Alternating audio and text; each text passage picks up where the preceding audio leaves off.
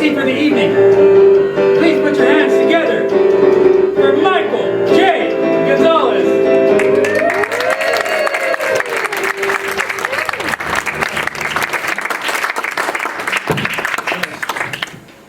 Yeah, piano.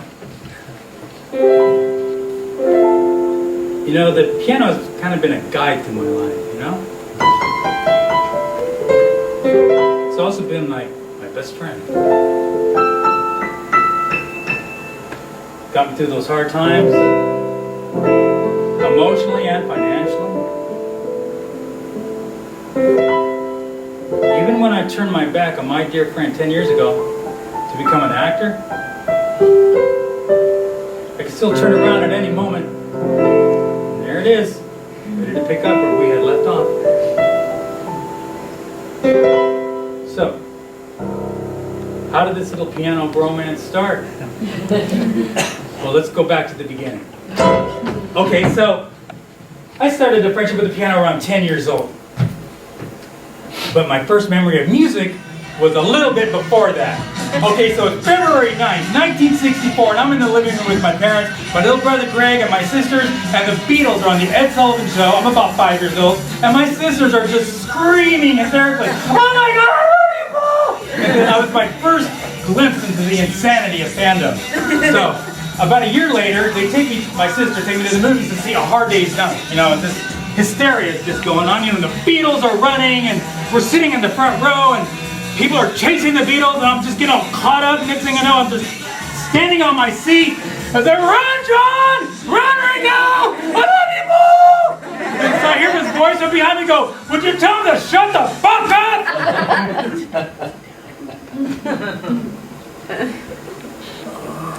It's not real. You know, it was that first time, too, that I had that feeling. You know, I think I'm weird. I don't think I'm going to fit in here. So that's my first memory of music. But my first memory of piano, I was like 7 years old. And I saw my mom playing piano at my cousin's house. I didn't even know she could play. She's playing something like this. Something, you know. And I was like, "Oh my God, you're so good!" So I think that struck something up, you know. So she bought a piano, and she got my sister lessons. And when my sister would take lessons, I would just sit there and watch her, you know. And then when she wasn't practicing, which was like all the time, I would practice. And eventually she quit. So to my mom, I said, "Mom, can I have those lessons? I think I want to do that forever." And she said, "Of course. But you don't practice, we ain't paying." Deal. So the years that followed were just a little rough. Because you have to imagine, I was like super short, really skinny, curly hair, horn-rimmed glasses, and a piano player. I mean, big man on campus, right? Okay, but the worst was PE and getting picked last. Come on, guys, I'm fast! Don't make me last, don't make me last, don't make me... Shit, fast. And they're mad. I don't think I'm gonna fit in here. Anyway, so now it's my sophomore year, and I'm on my way to choir class. Yes, choir class. Just not how my cool quotient is. But I used to like to go early because they had a baby grand piano, you know, and so I go early and I tingle around. And one day I go there and the teacher's leaning against the piano doing some paperwork before class. And I just sit down and...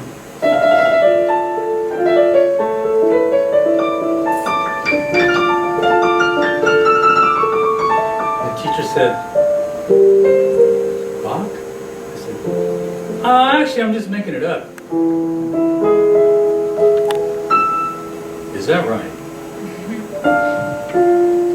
"Michael, if you compose something like that, I'd like you to perform it in the spring concert. Would you like that?" "Really?" "Yeah." So, about that time, Mrs. Endicott, this European accompanist for the choir, became my teacher and my life coach. And I just started composing immediately. But I mean, I would go home and I would listen to all these records for like inspiration. Keith Emerson, Rick Wakeman, just these intense keyboard players. And I just get like so overwhelmed. I listen to these records, and then one day I got so overwhelmed, I just started crying my eyes out. And with my mom and my sister come running in, they go, "What's wrong?" I go, "I suck! I will never be this good." What? I don't even fit in here? Oh my God. She said, "Son, you know, that's why you practice. As a matter of fact, you do anything a lot, you're probably going to get good at it." Word. So, it's springtime, okay? I'm ready to do my piece, I'm spending all this time on it. But our first performance is for an assembly, a mandatory assembly, and the entire school has to be there. And it's choir music, with a piano piece.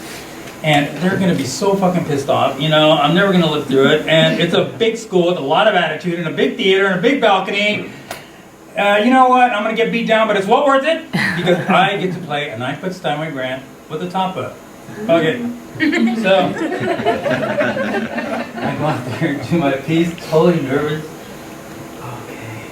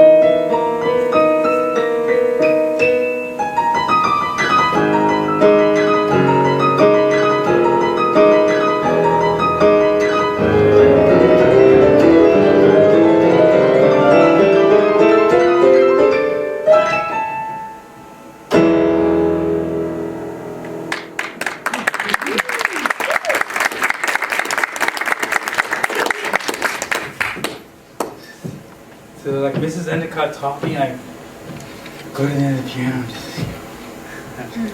and then I can see all my friends in the wing just cheering. I just kind of walk off, you know. And I go into the wing and we're all hugging. And Mrs. Endicott, I did, Mrs. Endicott, "Michael, you have to go back out." She told me I have to go back out. That's the only piece I have ready. "Michael, they're still clapping, you have to go back out." Really? Okay. And I was thinking, okay, is this where they throw the tomatoes? Go out there.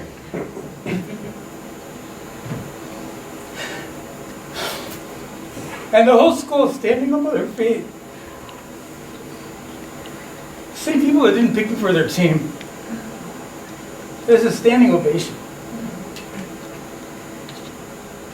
So it was then that I realized that I had found another way to communicate with people. And that music takes two parts to really live. It takes a creator and a listener. And they're both equally as exhilarating. It can be exciting to be a Beatle, and equally as exciting to be a 5-year-old kid standing on a seat screaming, "I love you, Paul." An emotional connection through harmonic vibrations. So, 13 was an interesting age for me. I wrote that piece, but it's also the year I discovered Bowie, man. Age of glitter rock. And I was totally on fucking board. I had glitter in my hair, sequins in my shoes. Man, I was a spotter from fucking Mars. Hell yeah. Somehow I convinced my parents to take me to a Bowie concert. And it was like the Diamond Dogs tour, right? And I was just like blowing my mind. And to my surprise, like Mike Garson, the pianist on his Aladdin Same album that took that crazy solo, was in his band.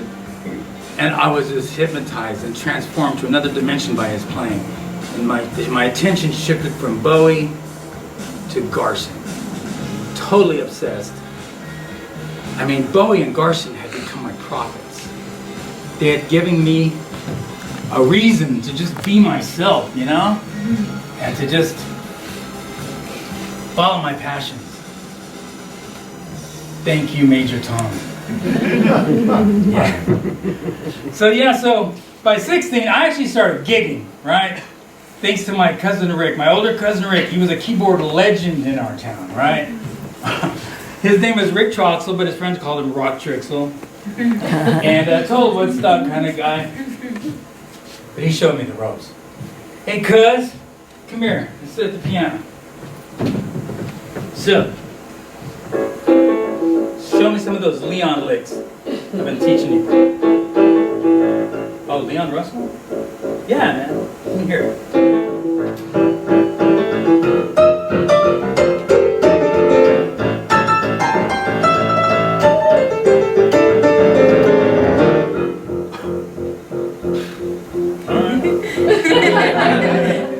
Listen, man. Don't be telling your mom I'm pulling you out of school and shit, alright? Like, I already did enough shit about my hair, smoking weed, the fucking Vietnam War. I wasn't gonna go, man! Dig?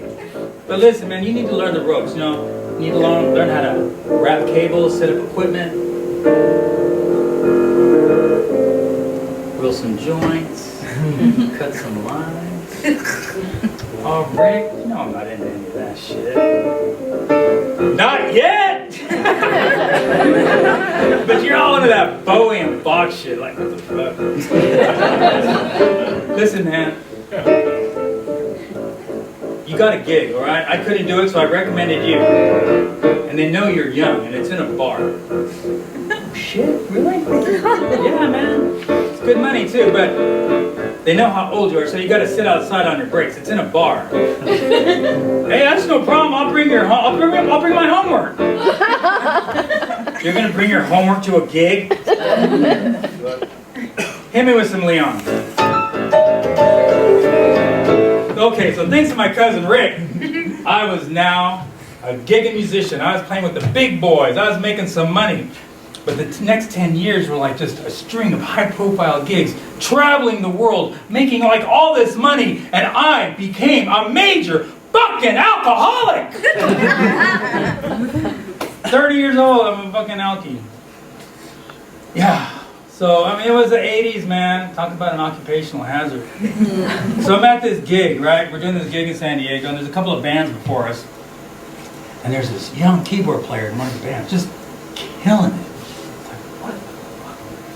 So after his set, I went to dude, Mike Gonzalez, what the fuck? What's your secret? He goes, oh man, I have a good teacher. He's really cool. His name's Mike Garson. You ever heard of him? The Bowie's Garson? Oh shit. Yeah, man, he teaches. You want his number? Yeah, sure, man. Fucking Garson. Listen, dude, I gotta go play, but man, thank you so much. And we became friends and stuff. It's like, so I went and got shit-faced and I did my set. And the next day I wake up and I get a phone call from the band leader. Hello? Yeah, Mike, this is Layman. Oh, dude, yeah, what's up, man? Listen, you're really an amazing player, man, but about last night, you got so drunk, dude, that was, you do that again, I'm gonna have to let you go. Layman, listen. It's not gonna happen again, man. I promise you. Okay, man. Okay, bye. God, I gotta quit drinking.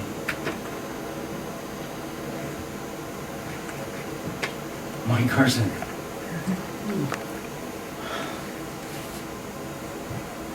Mike? Garson? Yeah, this is Mike Consult. Oh, he told you I was gonna call? Yeah, yeah, are you looking for, are you taking new students? Oh, you are? Oh, next week? Yeah, that's great. Incredible, thank you. I'll see you next week. So on that same day, I became friends with Mike Garson, and I quit drinking. It's been 30 years.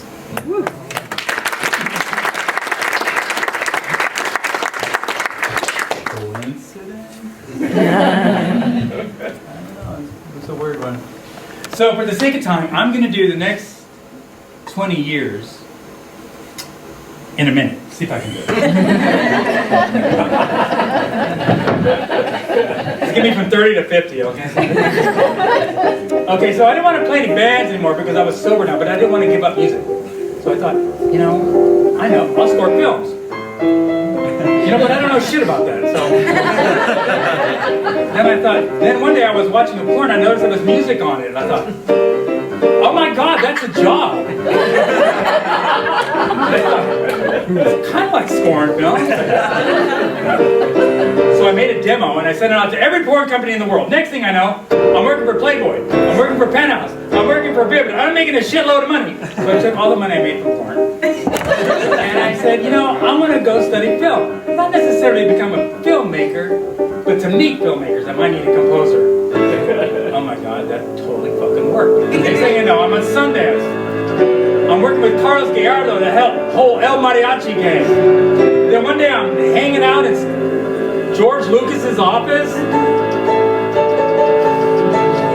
mean, that shit really worked. And in the middle of it, then I took all the money from indie films, and I thought maybe I should actually study this shit. So I went to UCLA Extension and started working with an orchestra and honing in my craft. That really worked. And between all that, I started working at the Comedy Store, playing up comics. And then I got a job in a talk show band for Telemundo, which is crazy because I don't speak Spanish, but it was fun.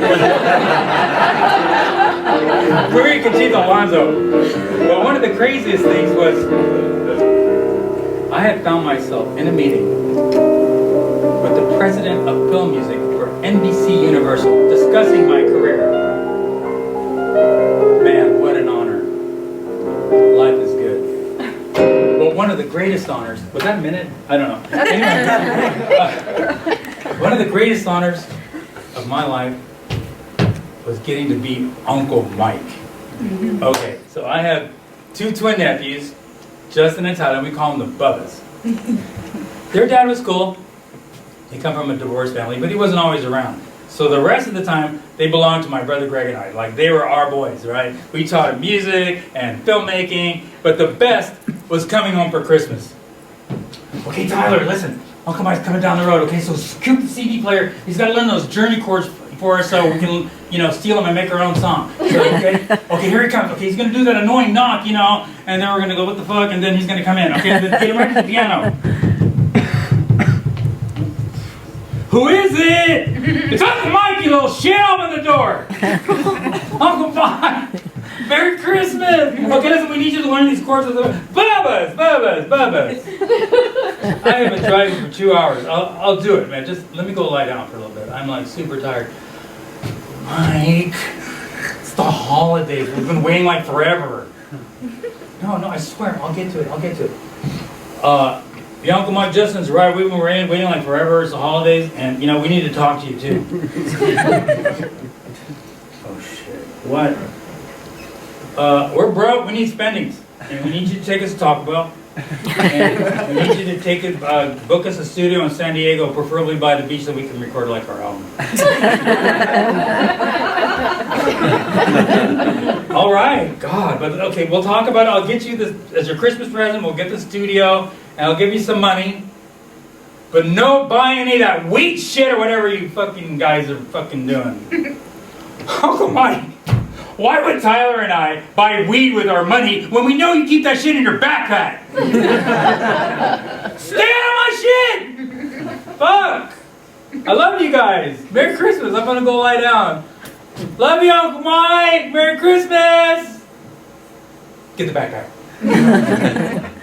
So by the time Justin turned 25, he had 3 kids and was married and was just under a lot of stress, and he had become addicted to prescription opiates, Vicodin, Oxycontin, and the stress of that got him on anxiety pills, and he was drinking, and he really accumulated a huge problem, and he'd come to me, Uncle Mike, and say, can you help me? I can do anything. Like this is just... I said, yes, of course. I moved him to LA and tried to get into some rehab. We're really working hard on it, you know. And but he had to go back home to take care of his kids. A couple months later, I get a call from my mom. going on? Hey guys, turn down the TV. What's going on? Son, I need to tell you something. Justin's gone. What do you mean he's gone? Where'd he go? No, son. He killed himself.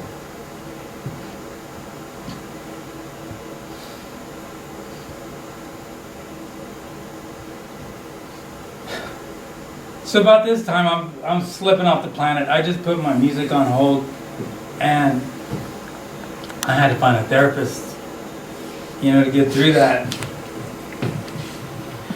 So Michael, I really feel like you're not opening up.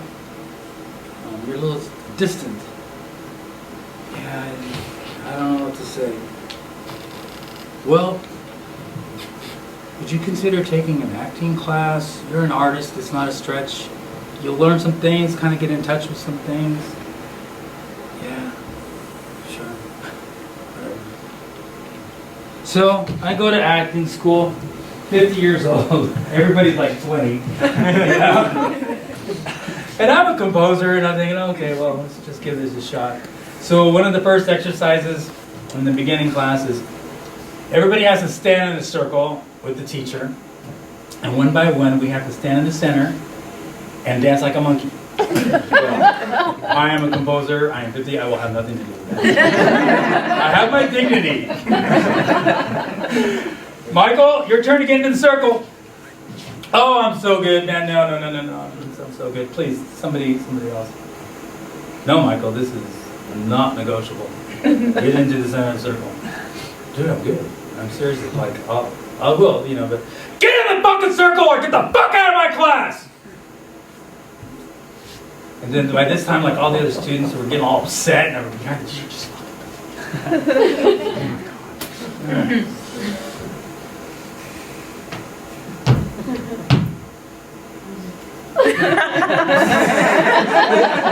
that seemed to work. Well, okay. Anyway, so I studied acting. I really loved it. I just fell in love with it. And I studied for a couple of years. And then I got an agent, an amazing agent, Jaime Farrar from JFA. And I started booking. Could not believe it. I started booking gigs.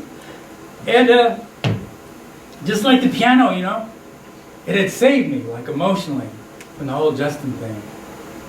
And it saved me in a lot of ways, and I'm not kidding. Like, a few years back, like, I lost everything, man. Like, I lost all my freelance work that I'd had for decades. Lost my apartment, lost my car. I moved into an art space in Chinatown with my friend JC. Art space, music studio, totally off the grid. Totally not legal for living. But that's when I was bussing tables in Beverly Hills and going to auditions in the day. Like, totally the life of an actor at this point, right? And, yeah. But acting is actually the thing that kept my head above water, The residuals and stuff, it actually, like, got me through the whole thing. But about this time, too, I reconnected with Garson after 30 years. Doing, not a piano lesson, but more of like a life coaching session. And so I told him what I'd been up to for the last 30 years and everything. And then he says, so Mike, before we wrap it up, anything else you want to talk about? Well, yeah, Mike, I have a question. Shoot. Well, Mike, I'm not the man I used to be, man. I lost everything, and I'm busting tables.